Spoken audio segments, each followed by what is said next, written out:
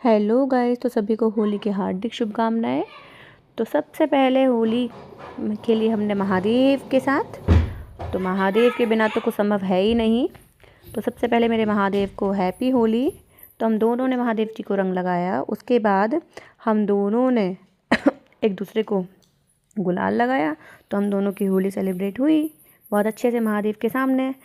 तो उसके बाद फिर थोड़ा थोड़ा रंग मतलब गुलाल हमने अपने बच्चों को लगाया। हमने अपने बच्चों के साथ खेली, बच्चों ने हमारे साथ खेली। तो गाइज़ ये हुई हमारे बच्चों के साथ होली, हमारे महादेव जी के साथ होली। तो फिर उसके बाद बारी आती है हमारी फैमिली की। तो हमने फैमिली के साथ होली खेली थोड़ी थोड़ी। फिर उसके बाद मैं गई अपने मैके। तो मैके में हमें देख के एकदम डर गए।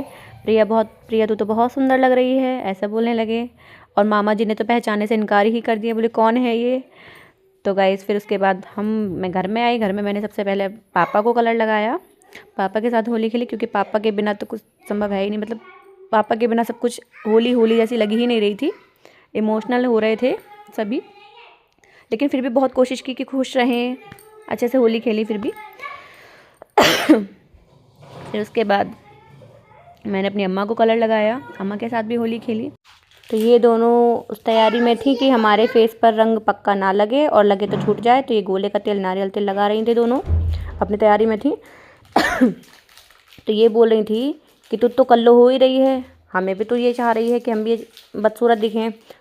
फिर बारी आती है, जो ये तेल लगा रखा था, ये बाहर आई तो इनके मुंह पर रंग पुत गया।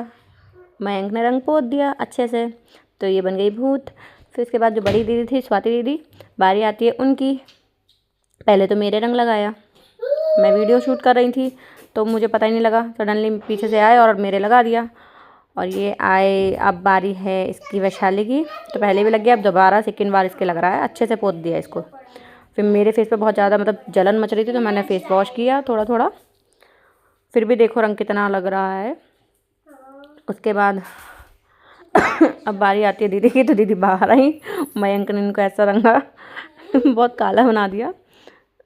देखो अब ये कहती हैं कि थोड़ा सुंदर बन लेती हूँ, फैशन कर लेती हूँ, थोड़ा सा हेयर ओपन कर लेती हूँ, थोड़ा अच्छी दिखूँगी।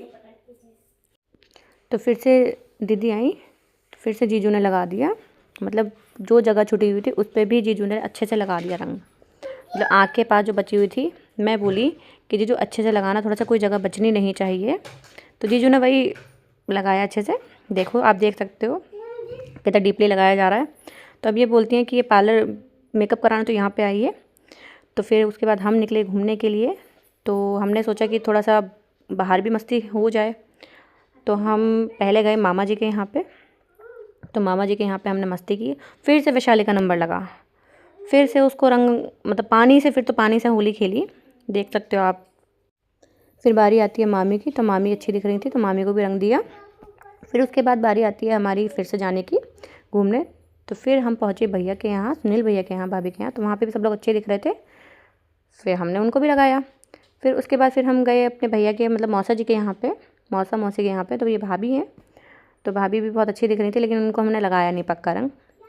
ये भैया हैं, शुभम भैया। तो वहाँ पे भी सब लोग अच्छे दिख रहे थे, तो वहाँ पे भी हमने ऐसी होली हमने गुलाल की खेली बस। भैया ने, नवनीत भैया ने लगाया थोड़ा सा।